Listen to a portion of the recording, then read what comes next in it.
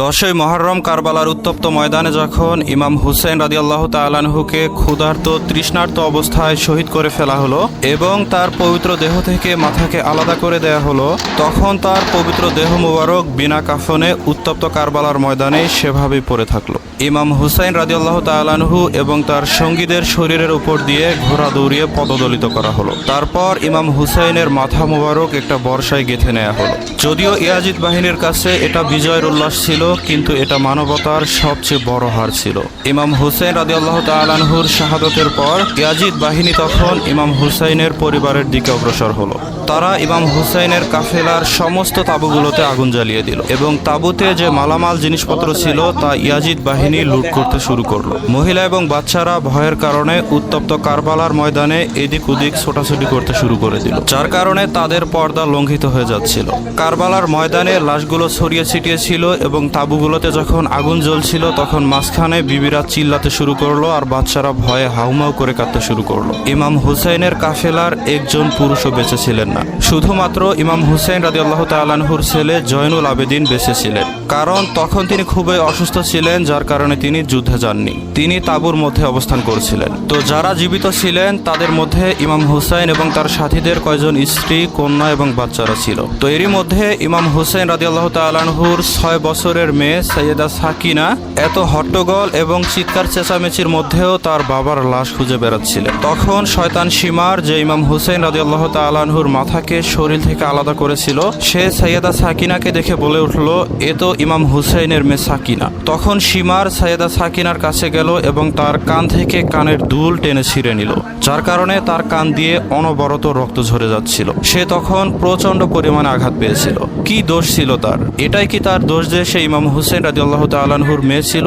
ইমাম হুসাইনের যে মাথায় রাসূলুল্লাহ সাল্লাল্লাহু আলাইহি সাল্লাম তার ঠোঁট মোবারক দিয়ে চুমু খেতেন, সে মাথাকে বর্ষায় গেঁথে ইয়াজিদ বাহিনীরা উল্লাস করতে থাকলো। কিন্তু তারা হয়তো এটা ভুলে গিয়েছিল যে তারা তাদের ঠিকানা সারা জীবনের জন্য জাহান্নামের মধ্যে করে নিল।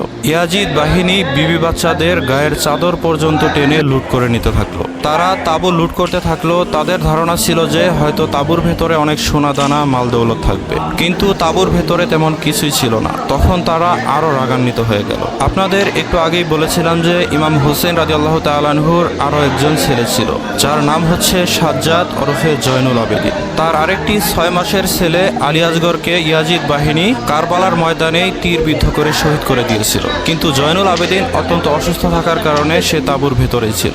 অতঃপর তাকেও বন্দি করে নেওয়া হলো, তার গলায় লোহার শিকল পরানো হলো। সে একটু বড় ছিল, তাই তাকে শিকল বেরি পরিয়ে নিয়ে যাওয়া হচ্ছিল।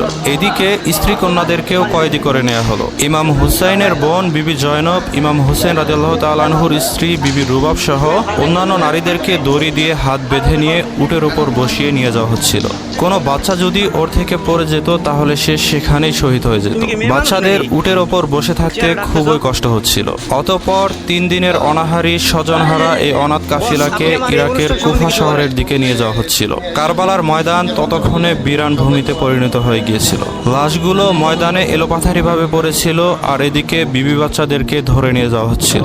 কারো হাত পিছন থেকে বেঁধে রাখা হয়েছিল, কারো গলায় লোহার শিকল পরিয়ে নিয়ে যাওয়া হচ্ছিল।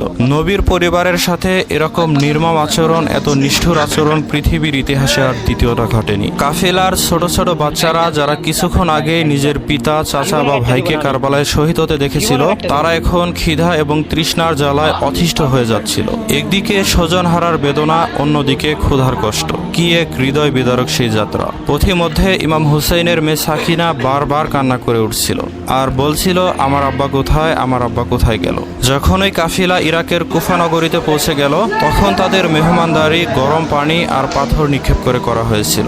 নিকৃষ্ট ইয়াজিদ বাহিনীর সৈন্যরা রাস্তার 2 পাশ থেকে তাদের শরীরে পাথর নিক্ষেপ করেছিল। তারা আলী রাদিয়াল্লাহু তাআলা আনহুর পরিবারের প্রতি এতটাই বিদ্বেষী ছিল যে কোনো উপায়ে তারা আলী রাদিয়াল্লাহু তাআলা আনহুর পরিবারকে অপমানিত, লাঞ্ছিত করতে চাইছিল। ইমাম হুসাইনের সৎ বোন বিবি জয়নাব নিজেকে কোনো রকমে সামলে নিয়েছিলেন, নিজেকে সান্ত্বনা দিয়েছিলেন। পাহাড় পরিমাণ ধৈর্য ছিল তার মধ্যে। তিনি বলে উঠলেন, তোমাদের কি একটুও শরম লজ্জা নেই? তোমরা কি জানো না আমরা কে? এটা সেই হুসাইনের পরিবার যে রাসূলুল্লাহ সাল্লাল্লাহু আলাইহি সাল্লামের আদরের নাতি ছিলেন, আর আমরা হচ্ছি সেই হুসাইনেরই স্ত্রী, কন্যার বোনেরা। তোমাদের লজ্জা হওয়া উচিত, তোমরা ইয়াজিদের কাছে নিজেদেরকে বিক্রি করে ফেলেছো। অতঃপর সেই কাফিলাকে ইয়াজিদের বসরা শহরে শহরের গভর্নর উবাইদুল্লাহ ইবনে জিয়াদের হাতে পেশ করা হলো।